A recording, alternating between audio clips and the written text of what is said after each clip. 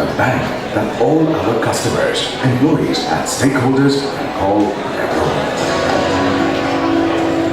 For banking services ranging from corporate and institutional banking, commercial banking, branch and business banking, agribusiness finance, development banking and financial inclusion, as well as treasury and financial markets operations. Today, we offer specialized services to over 1.9 million customers across 197 branches and 362 ATMs spread over 16 states and union territories. We have been continuously upgrading our traditional delivery channels with modern technology like micro ATMs, mobile banking, phone banking and internet banking, and have combined integrated solutions with our capabilities across our businesses in order to make us the bank of choice for our customers. Over the last 5 years at RBL Bank, we have put in place a very strong foundation and the building blocks for growth. We are committed to building an institution of banking excellence founded on the principles of a very strong capital base, a best-in-class management, a very strong corporate governance framework and processes, a comprehensive product suite and a modern technology infrastructure.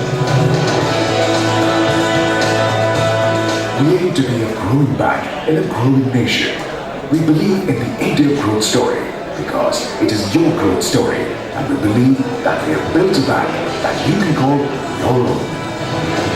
Welcome to RBL Bank, Apnoka Bank.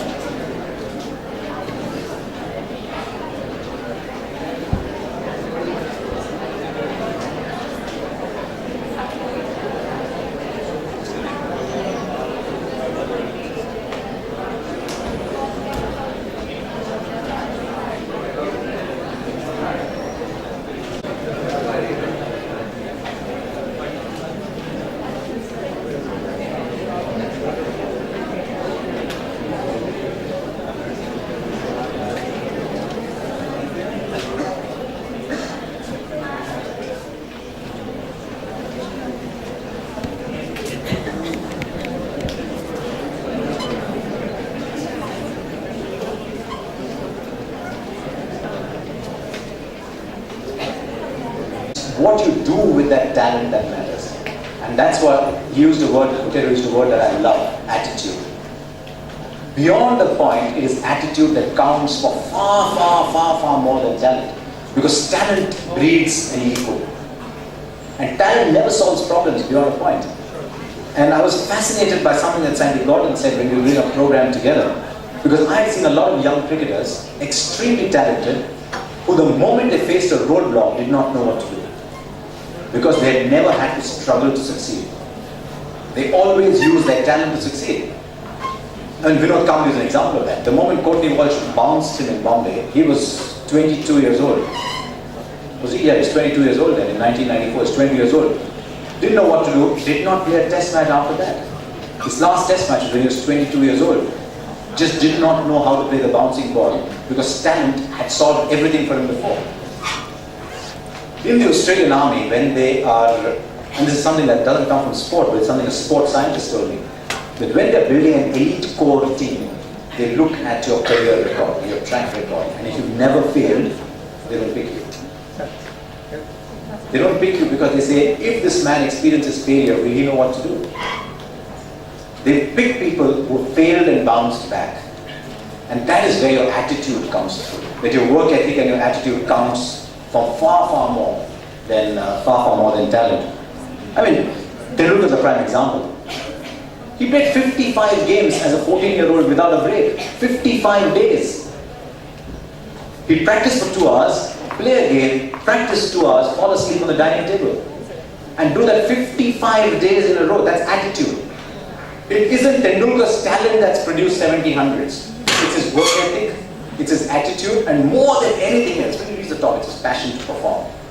And that counts for far more. The attitude and the passion counts for far more than ability. Ability opens the first door. It might open the second door. It's not going to open the last door.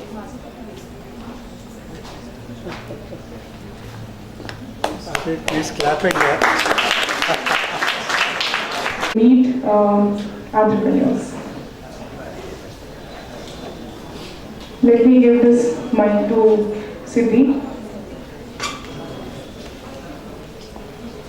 and request her to start the session.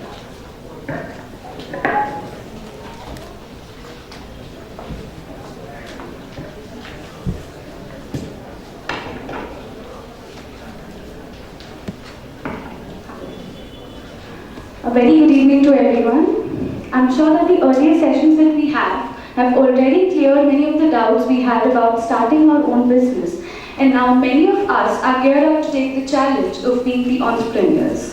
This session, where young, successful entrepreneurs will be sharing their success stories with us, will further inspire us to be the job creators than merely being job seekers.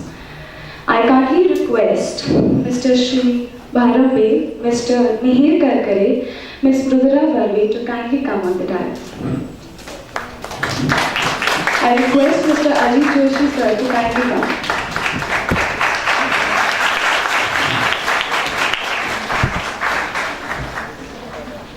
May I request Mr. Mohan Taksai sir to kindly come on the dais and welcome the dignitaries.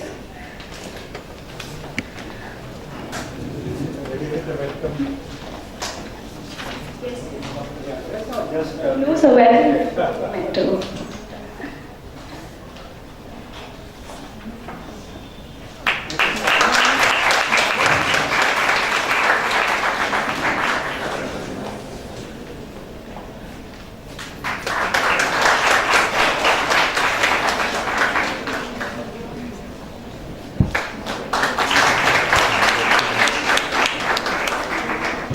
I can only say that looking at the youngsters on either side, I am also interested to become a startup now.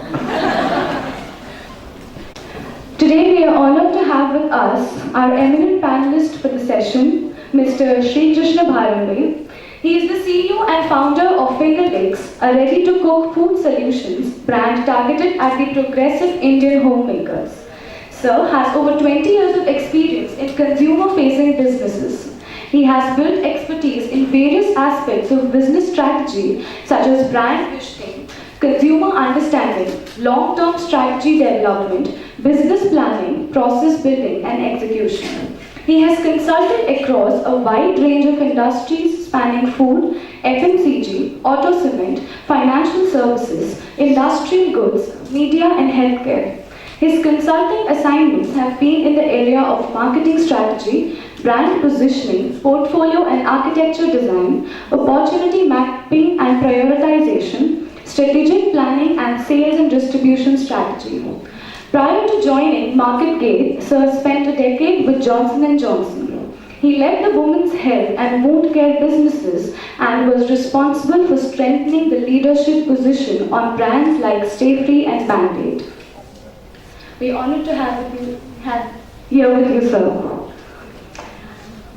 I now like to introduce to you all our second panelist for this session, Mr. Mihir Karkare, the co-founder and EVP of Miram India, which is one of India's leading digital agencies. He co-founded Miram India, then Social Wavelength, in 2009. Miram India was started in 2009 and quickly grew to become one of the largest and most respected digital agencies in the country, serving some of the world's largest brands. In 2014, Social Wavelength was acquired by WPP, which is the world's largest communication services company. In 2015, Social Wavelength was rebranded as Miram India and is now a part of the 2,500 plus people belong Global Digital Agency Network. We are honored to have you here with us, sir. Thank you so much.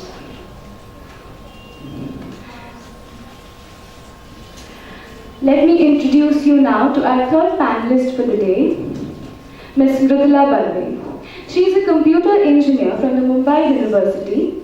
She is a SaaS professional and has worked in building a complete data warehouse. She has 8 years plus experience in BFSI sector spanning across general insurance and credit cards. She was a part of the analytics part of credit cards, part of collection strategy team, recovery strategies and forecasting, and has also worked on various campaigns. We're glad to have you here with us, ma'am. Thank you so much. Allow me to introduce you to our distinguished moderator, Mr. Ajit Joshi, sir, from PTVA's Institute of Management. Sir is the longest serving faculty at the Institute. He is a columnist in periodicals and participant in television debates. He is passionate and active about financial literacy. He has a varied experience in commerce and management education for 12 years. I now request Mr. Ajit Joshi, sir, to please take over as the moderator for this session. Thank you so much. Thank you, Sindhi. Actually, the title of today's discussion is Success Stories of Startup. And I am quite... Am I audible? Can you hear me? Yes. Yeah. I think I should hold this, that will be better. So, I am quite fascinated with the word story more than anything else. And I am very happy that the heroes and heroines of our stories are there with us. And they are going to narrate their own stories. And I am sure all of you will be very much interested to understand. So, you know, all the rest of the discussion we are going to proceed no doubt on that. But first and foremost, I have a very simple and very short question. What's your story? That's it. That's my first question to all of you. What's your story from your own perspective, from your own understanding? Where did you begin? What was your background? How did you end up with the entrepreneurial venture that you are doing at the moment? What were your experiences? Of course, in detail we will discuss it in future, but what's your story? So, we'll start with the lady. Am I audible? Are you guys asleep? You're tired? We can't hear the claps, we can't hear, because it's, we want it, because it's actually a dialogue, not a monologue, otherwise, because story, yes. This word has another, a very different effect to make someone fall asleep, so. They have grown out of that age now. Okay, I'm sure. So hello everyone, I'm Mridula Barve. My professional career, Siddhi just told you guys about. I will talk one or two statements about my startup because that's something which got missed out, I think. I have a startup called O Pandit. Pandit, मतलब जो आपके घर में पूजा करने आते हैं वो वाला पंडित. के O Pandit. O stands for Organized Paurohitya. A sector which is currently slightly unorganized. We are trying to make that sector organized, bring professionalism in that area, and trying to fill in the gap, which is definitely there. The story starts in probably 2010 when I got married to a Hindu Punjabi. I am actually a Maharashtrian, and I got married to a Hindu Punjabi. So whatever happened during our wedding, around rituals, around everything, we started asking a lot of questions in this area, why we should do this, why we should do that. And all we got from our parents was, don't ask questions, just do it. We did it, you do it. So we accepted it at that time, but that seed got inside us. And we started our study in this area somewhere in 2011. Where we started thinking somebody has to come in this sector to make things better for everybody. It also had a slight underlying current of preserving our very rich culture and traditions and bring in front of the entire society the true scientific reasons behind the dharmic vidhis that we do.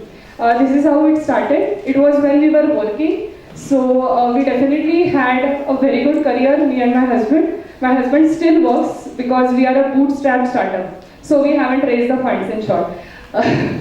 So it started like that. In 2014, there was a trigger after my maternity leave when my organization rejected my LWP. I decided to quit, and that was a trigger to start this. We decided it is the right time to take a leave. My baby was just 3 months old, so it was a very difficult time. But then we decided that this is the time we should start, and this is how it started. Great. Same question. They have taken your clapping thing seriously. Yeah, same question.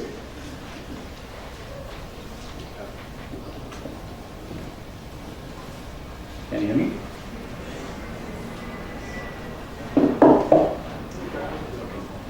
Okay.